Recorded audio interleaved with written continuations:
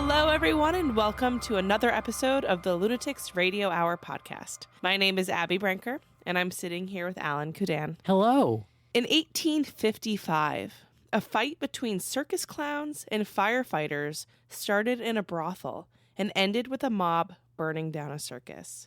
I'm sorry, is this real? Not only is it true, it also went on to inspire reform in Toronto's police force. So clowns brawled with firefighters, and that changed legislation. Today we are talking about the Clown Riot of 1855. Jesus, okay. Sure. You know what? Why not? Why not? Life is short. Let's talk about our sources. An article by Alex Doon on the Uncurriculum, the Great Toronto Circus Riot, the Grand Orange Lodge's website. What is the Grand Orange Lodge? Don't worry, Alan, more to come. A Blog 2 article by Alice McCurdy. This weird event in 1855 sparked the creation of the Toronto Police Force. A Heritage Toronto article on the Circus Riot. And contemporary newspaper articles that we're going to cite as we go.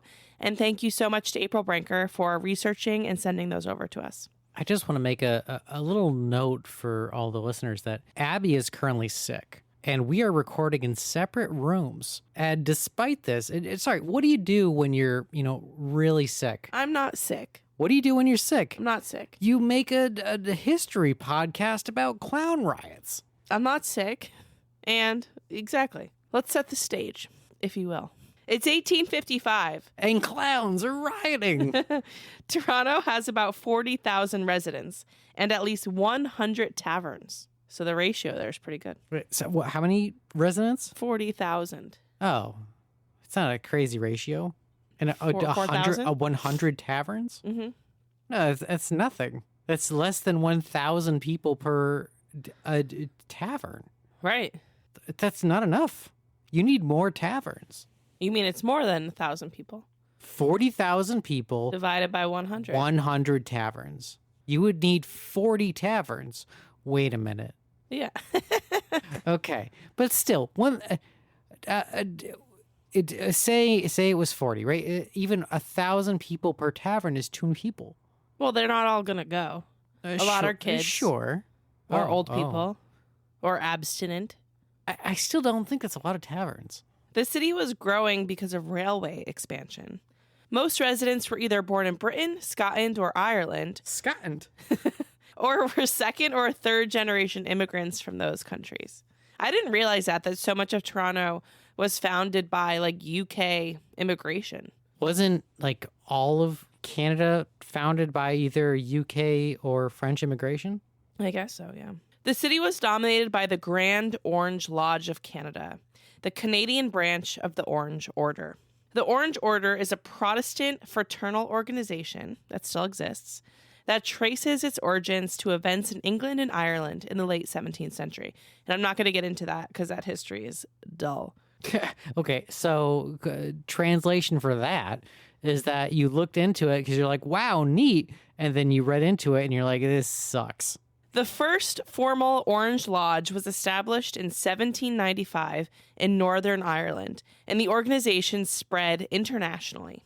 Orange Lodges appeared in Canada by the early 19th century, particularly in Toronto, where historians believe members were present before the War of 1812.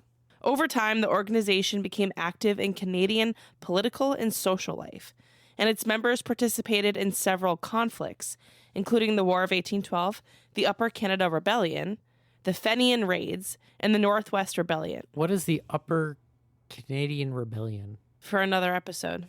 I'm sorry. I was promised clown riots. It was an insurrection against the oligarch government. Of what? You know what? I'm trying to get to the clowns, and you keep asking clarifying questions. But the oligarchs of what? The British colony of Upper Canada. Yeah, sure. Yeah, okay, fair. Quoting from the Blog 2 article, quote, during the 1800s, members of the Orange Order were known to wreak havoc on Toronto's streets by engaging in sectarian violence with the local Irish Catholic population. It's worth noting that the Orange Order had a strong influence over politics, with mayors, councilmen, aldermen, local police, and firefighters belonging to the organization, end quote. So, bigger topic, but why were the Irish Catholic prosecuted? Do you want to get to the clowns? I mean, yeah, but I'm actually interested in this. It wasn't that they were persecuted. It was that it was the Protestants versus the Catholics. A tale as old as time. Wasn't it always the Catholics going after the Protestants? I really don't know. This is just my own gap in... No, I think it was a two-way street. Yeah, I think it was just that there was two different... Like, their versions of Christianity are so different. Are they? Yeah, quite different. Like, Catholics believe... Well, here's the thing. Here's one element of it. I think in Catholicism, you have a lot of ceremony and symbolism and ritual, if you will. There is a belief in heaven and hell and purgatory. It's stricter. And I think historically Protestants have seen that as performative, perhaps. Like you can go to get, what's it called? The Eucharist? No, you can go and get confession and the Eucharist and all of these different things feel very like symbolic and maybe empty, where Protestants, like even in the Lord's Prayer, there's two different versions for Protestants and Catholics.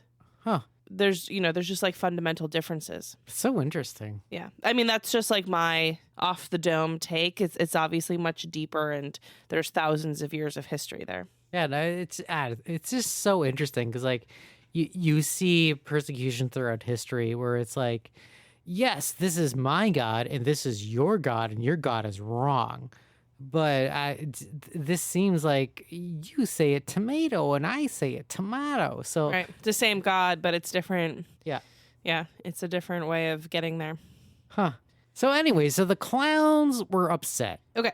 So about half of Toronto's police officers and many firefighters were members of the Orange Order. So I really can't stress like how important the Orange Order was to Toronto in 1855. And Orange Order was Protestant. Correct. Okay. At the same time, traveling circuses were a common form of entertainment in North America. Companies moved from city to city by wagon, bringing performers, animals, and large canvas tents that could be set up quickly in open fields. The circus involved acrobats, clowns, animal trainers, and sideshow attractions. Many towns welcomed them as major events, but circus workers were often viewed with suspicion by local residents. Well, they're carnies. Like, of course you're going to view them with suspicion. Well, because the performers were temporary visitors who moved so frequently, newspapers even sometimes described them as rowdy or disorderly. They just didn't have a good reputation. I mean, are you about to trust the bearded woman? With my life. I feel like there's a stone's throw difference between carnies and gypsies. I don't think you're allowed to say either of those words. I have to bleep you. I'm sorry. What is the better term for carny? Carnival workers and bohemians. No, not bohemians. The Romani. The Romani, sure. How dare you? All right, here we go. Sorry. Take it as you will. These are people whose livelihood comes through entertainment, which is very close to charlatanism. I disagree. You know what you're getting into. You're going to... Acrobats are not charlatans. Exactly. With acrobats, you're getting... With clown... None of these... You see what you get. But, What circus performer is tricking you? Anybody that does any kind of illusion or magic. That's different. Any kind of a fortune teller. Like all these things are staples at carnivals. But it's not a carnival. It's a circus. Think of Zoltan. He's not at the circus. He's a fortune teller. At a carnival. A carnival and a circus are different. Interchangeable. I don't think so. Okay, the circus has elephants. Yes. It used to. No longer. It has animals. It has trapeze artists. It has clowns. You know exactly what you're getting into. Have you seen Cirque du Soleil? No. Well, I have. Okay. And you know what? What? Did they trick you? No, it's great. Exactly. It's honestly really impressive performance. But going back to Toronto in 1855, another notable piece of context is that fire services in Victorian Toronto were not centralized. In fact, they were privatized. Instead, several independent firefighting companies operated across the city. These companies often competed to extinguish fires because payment went to the company that handled the fire. I'm sorry, payment? Exactly. For who paid? So I just looked it up. It was a combination of insurance companies, community fundraising, or the city. So, at some points the city started to ease into paying for it. Oh, okay. So it wasn't the individual, but Right. okay. I But understand. it wasn't like strictly coming out of taxes. Got it. So like we live in New York City. We have the NYFD, which is one of the few paid fire departments in the country. I will also clarify, there was, in addition to these individual sort of like privatized, there was volunteer firefighting in Toronto at this time too. Sure. But and this is important. Like, like right now, it depends on which county a fire happens in, depends on which fire department responds, It used to be where, if I understand what you're saying, there were competing fire departments that would show up because then the city, they would just pay the person that responded and put out the fire. Yep. Which is kind of crazy, but also a very small microcosm of capitalism. Yeah, exactly. And so fights between these companies were common and sometimes even became violent. Police often ignored violence involving Orange Order members and sometimes joined the fights themselves.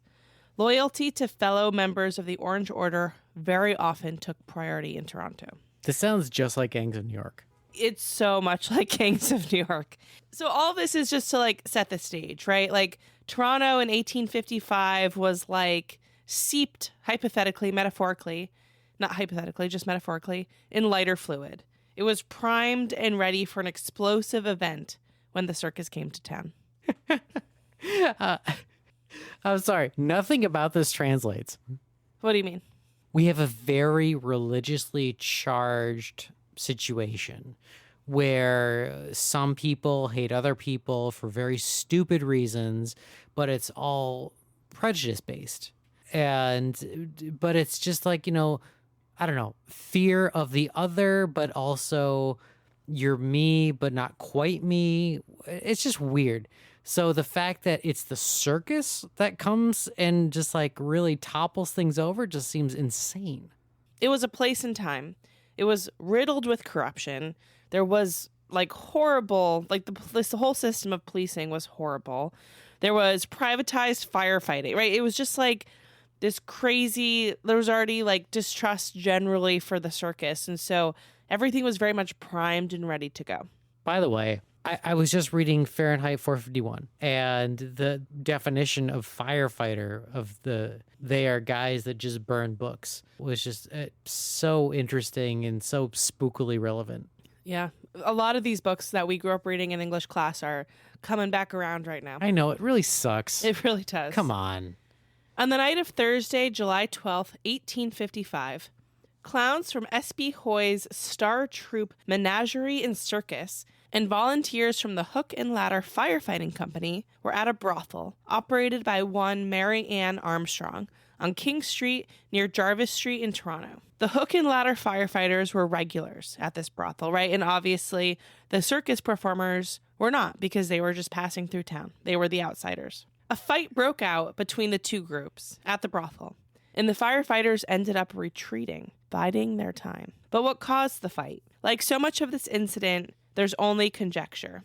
Some believe that it stemmed from a combination of drunken misbehavior and either a fight over a woman working at the brothel or an argument between the firefighters and the outsiders, the men working at the circus, or some combination of the above. But even contemporary reports from the time disagree about who started the fight, right? So even the newspaper articles that came out immediately in 1855, like nobody was really sure unless you were there. They all have different accounts in them. Which is fair. It's a fight between two different parties. It's always hard to say who started what. Yeah, exactly. Unless it's like the militia and then like the shot heard around the world. Somebody was clearly in the wrong, while simultaneously, you know what? Both were probably egging on. Well, they're both drunk. Like, I don't know. I feel like they both could have been horrible. So the next day, Friday, July 13th, so Friday the 13th, 1855, a crowd gathered at the Fair Green, a waterfront field in Toronto, where the circus had set up its tents near what is now the southeast corner of Front Street and Berkeley Street in Toronto. The Fair Green was an open field along Toronto's waterfront, and traveling circuses typically arranged their grounds with large canvas tents, surrounded by wagons carrying equipment, performers' belongings, and animal cages. So it's kind of like this big, sprawling setup. We are well versed. The canvas tent is only surpassed by the sailcloth tent. That's right. Temporary fencing and ropes were often used to control crowds during performances. I'm going to quote again from the Blog 2 article, quote, "When news got around that the hook and ladder company firefighters had been beaten in a brawl, members of the Orange Order were incensed. The circus troupe had pitched their tents at the Fair Green, a former grassy field near St. Lawrence Market. Members of the Orange Order began to make their way down to the market area, encouraging shopkeepers and market vendors to clear out. The riot started when the crowd began to chuck rocks at the circus performers' tents. The violence quickly escalated. The tents were set on fire, with many of the circus performers fleeing into the lake to avoid the flames. Finally, the Hook and Ladder Firefighting Company members arrived, taking to the ensuing brawl with axes, pikes, and clubs. The police, who were mostly Orangemen themselves, or had been appointed to their positions by members of the Orange Order, simply stood around and watched the frenzied brawl. The Orangemen had been maligned, so it was only fitting that the circus performers received their comeuppance." End quote. This is from 1850. 1855. Okay, so the firefighters, who are the pinnacle of machismo, Yep. some of them were slighted the night before. Right, presumably. At the brothel escapades. Sure. And then what do is they call their crony buddies. Yep. To be like, you know what? Let's fuck up these carnies. Yeah. You can't say carny. Carnival work. Can't say carnies anymore. But yes, these people who are different. Yeah. Different and incredibly entertaining, yet somehow the second part gets really overlooked. I agree. They're very entertaining. They're so entertaining. I mean, I don't like the treatment of animals, but... No, but not anymore. Like, look at Barnum and Bailey. Like, not exactly that they are the pinnacle of moralism, but they got rid of elephants and a lot of the animal acts in general. So now it's just humans doing really dumb shit, and it's incredibly entertaining. Well, there you go. Newspaper accounts suggest that this was a very large crowd that ended up gathering. Reports vary on the exact number of people, but descriptions indicate that hundreds of spectators and residents assembled near the tents. Some appeared to simply be there out of curiosity, observing what was happening, heard about the fight the night before. I mean, as you do. And others joined once the disturbance began. As more people arrived, the situation quickly became difficult for the small police force to control.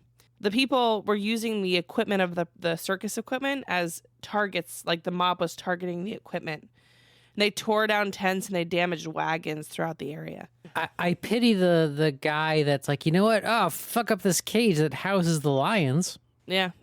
the big mistake. The crowd threw stones and demanded that a clown named Myers be handed over.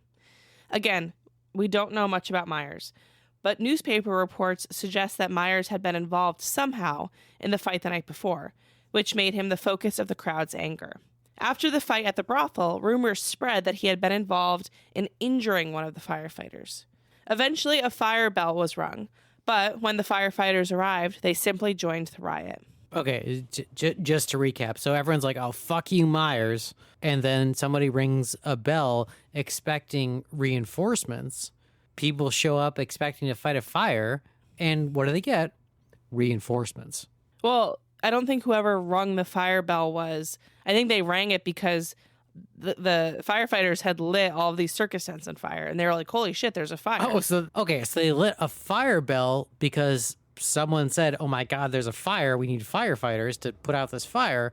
And then when they show up, instead, they just join the riot. Yeah, exactly. Okay. Yeah. Cool. Crowds gathered around the circus grounds, and the situation escalated quickly. Several performers were forced to flee for their lives.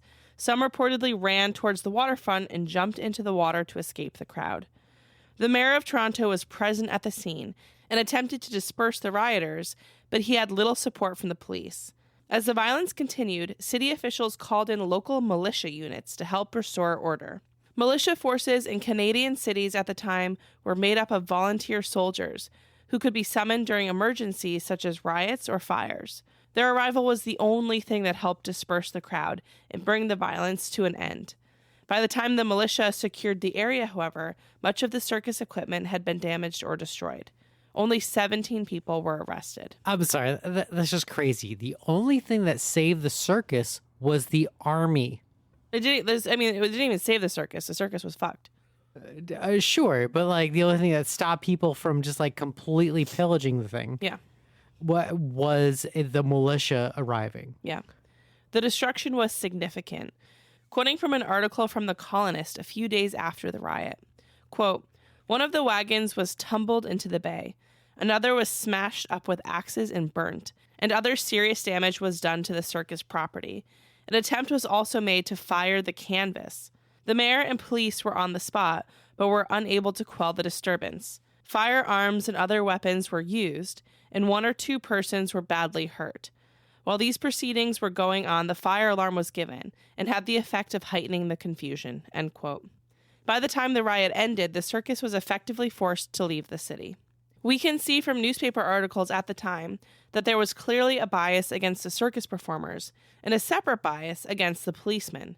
Quoting from the Globe, an article from July 16, 1855, quote, "At night, however, some of the men employed in the circus, who are in general, we may remark, a very disorderly set of men, got into a row with several persons, residents of the city, in a house of ill fame on King Street," end quote. So I'm just showing that to like literally in the newspaper, they're bluntly saying this was a disorderly set of men, right? Like there's so much prejudice that even the newspaper, like the journalists, are commenting on their distrust for circus performers. At this time, sure, it was really tough to go against your local fire department. But this seems like a very clear-cut case of a group of people that was afraid of people that were different.